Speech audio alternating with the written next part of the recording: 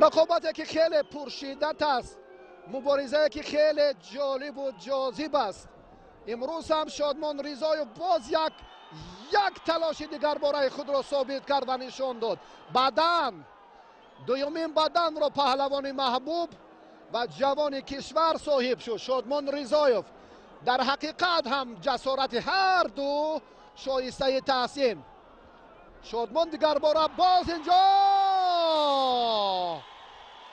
کوشش دیگر و حرکت دیگر رو میبینیم که خیلی و خیلی همشایان. باز به نوارهای تکراری رو میآوریم. باز به نوارهای تکراری فکر میکنم. لحظه که بدن به پهلوان تاجیکستان، پهلو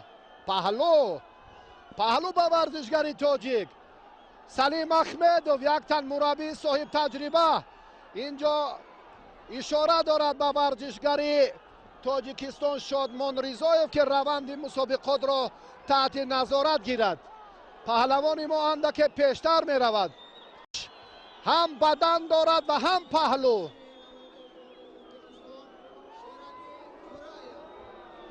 کمتر از 3 دقیقه دیگر.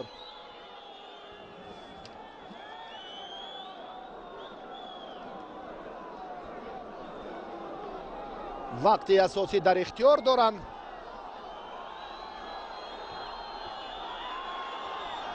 شادمان هم دیگر باره در این سمت. ببینید که چگونه حریف را مشخصاً کوتاه‌تر دستی چپش را و کمربندش را هم داشته است. امکانیت خوب دارد اما احتیاط باید کرد. وضعیت هم مشکل تر شد. روند تلاش دیگر باره هم اشاره میکند یا پهلو یا بدن میتواند بدن به گذاری کند یا از نوار تکراری ببیند این لحظه را که پهلو است.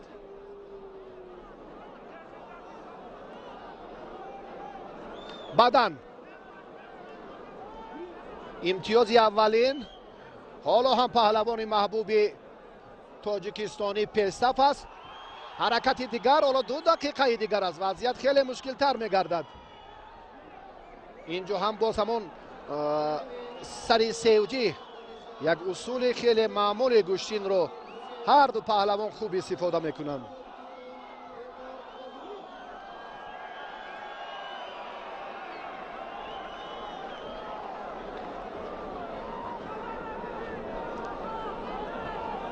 کمتر از 2 دقیقه دیگر. ورزشگری ما در مرحله نهایی وزن تا 80 کیلو خیلی خوب است. پهلو متاسفانه بدن دقیقاً بدن بود نه پهلو. اما هیجان ما هم بیشتر شد. این باز هم جایزه مکافات عالی تحفه ارزنده نوروزی اکنون به ورزشگری ما نصیب گردد. به پهلوان جوان این هم یک واسطه دیگری دستگیری خواهد بود.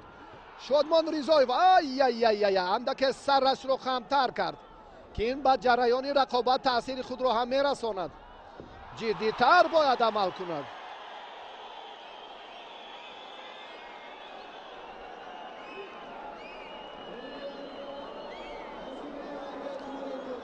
دقیقه آخرین.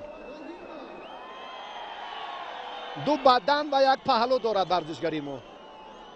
پهلوان ازبکستانی 2 بدن دارد با 1 پهلو. شادمان رضایف چمپیون آسیا و اقیانوس میان جوانان پیشصف است.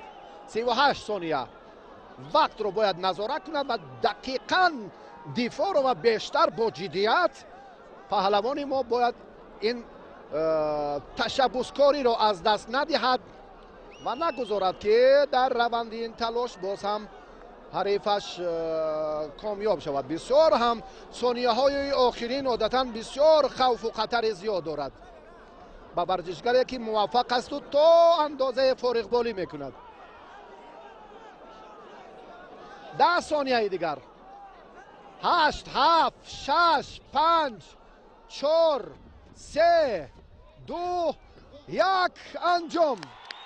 و همین طریق پهلوان تاجیکستان شادمان رضایف با گرفتن عنوان جایزه شایسته مکافات عالی автомاشین سبک‌رو شرفیاب می‌گردد و جام پایتخت رو هم مال خود می‌کند. بهترین وزن 60 با پهلوانان ما جایزه نصیب گردید. در وزن 70 در وزن 80 کیلو هم ورزشگران محبوب تاجیکستان واقعا هم شرف ورزش رو در میان بیش از 25 کشور سیاره قاره آسیا و اروپا خوب معرفی دارند. آفرین.